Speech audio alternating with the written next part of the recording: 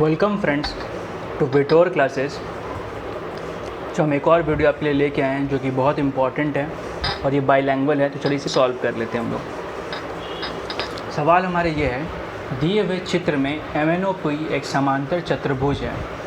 PM को बिंदु Z तक बढ़ाया गया, OZ MN और PN को क्रमशः बिंदु Y और X पर प्रतिच्छेद करती है। दी OX बराबर 27 सेंटीमीटर है और XY बराबर 18 सेंटीमीटर है, तो YZ की लंबाई क्या होगी? तो ये हमें निकालना है। अब इससे पहले इंग्लिश में पढ़ लेते हैं।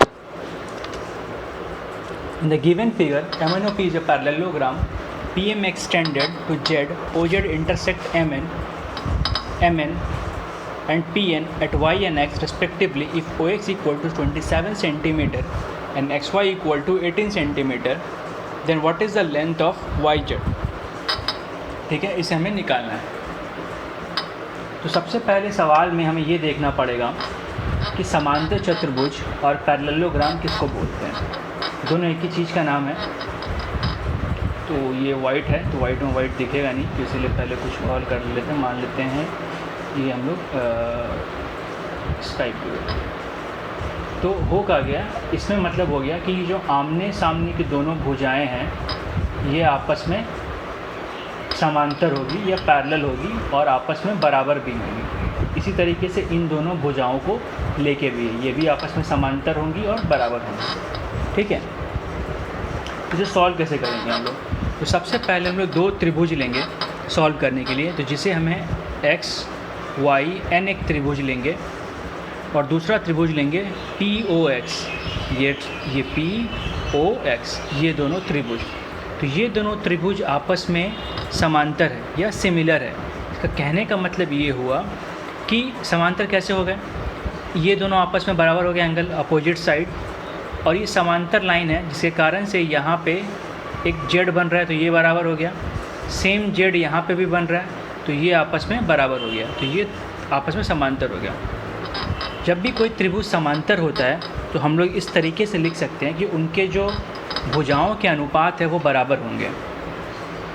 तो अगर इस त्रिभुज में आएंगे तो हम लोग क्या लिख सकते हैं, YN बटा PO।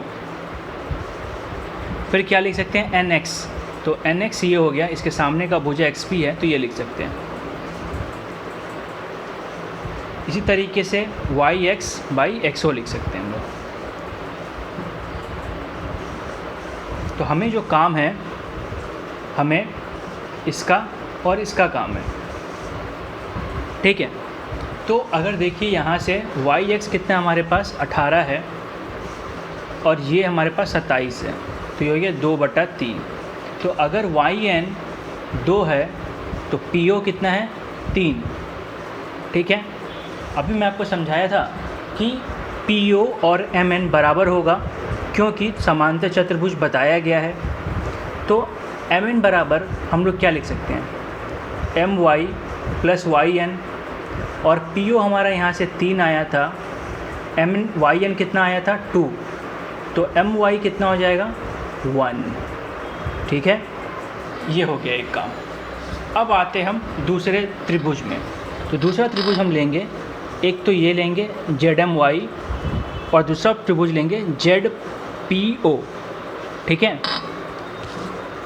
देखिए अब आप क्वेश्चन पूछ सकते हैं कि यही त्रिभुज क्यों ले रहे हैं, क्योंकि हमें निकालना क्या है, हमें वो देखना पड़ेगा। हमें निकालना है YZ। तो YZ एक बार तो इस त्रिभुज में आ रहा है तो ये तो हम लोग ले ही रहे हैं। दूसरा कौन सा त्रिभुज बन रहा है YZ के साथ, एक ये बड़ा वाला त्रिभुज बन रहा है, इसीलिए हम लोग दूसरा ये ले रहे हैं। तो अगर अब इसके भी साथ भी देखिएगा तो ये दोनों त्रिभुज में ये तो Z दोनों में आ रहा है इसलिए कॉमन हो गया, ये इसके बराबर हो गया और ये वाला इसके बराबर हो गया। लेकिन अब ध्यान रखें, इन सारे क्वेश्चन को सॉल्व करने के लिए सिर्फ वीडियोज़ में मत देखें, इस क्वेश्चन को पहले अपने कॉपी में ड्राइंग बना लें, संग संग सॉल्व करें तो ज़्यादा क्लियर और ज़्यादा अच्छे से समझ में आएगा। तो अगर मैं अभी बताया था कि अगर दो समांतर त्रिभुज है तो उनके भुजाओं का अनुपात बराबर लिख सकते हैं। तो हम लोग इसको लिख सकते हैं ZY बटा ZO बराबर क्या लिख सकते हैं, और हम लोग MY बटा OP ऊपर जेड वाई रहने दीजिए। अब जेड को हम लोग क्या लिख सकते हैं, Z Y plus Y O. अब एम वाई कितना आया था हमारा 1, ओ पी कितना आया था 3। तो हमें ये निकालना है, तो इसे हम लोग बचा के रखेंगे। बाकी सब इसको x पकड़ लेते हैं जेड वाई को, तो x प्लस और वाई को कितना होगा 18 प्लस 27, तो ये हो जाएगा 45 बराबर कितना आ गया 1/3। तो 3 से गुना हो जाएगा 3x equal to x plus 45, तो ये हो गया आपका 2x equal to 45। So x equal to कितना आ गया 22.5। तो हमारा ये कितना है कि जेड वाई 22.5। ये क्वेश्चन बस एक बार करने से समझ में नहीं आएगा, तो आप इसे अभी प्रैक्टिस करिए, फिर बाद में प्रैक्टिस करिए, ताकि आपका जितना भी कॉन्सेप्ट्स है ये क्लियर रहे। ठीक है, तो वीडियो अच्छा लगा हो तो प्लीज़ लाइक करें, कमेंट करें, शेयर करें, सब्सक्राइब करें, बेल आइकन बटन दबाएं। और देखने के लिए thank you and all the best for your exams friends.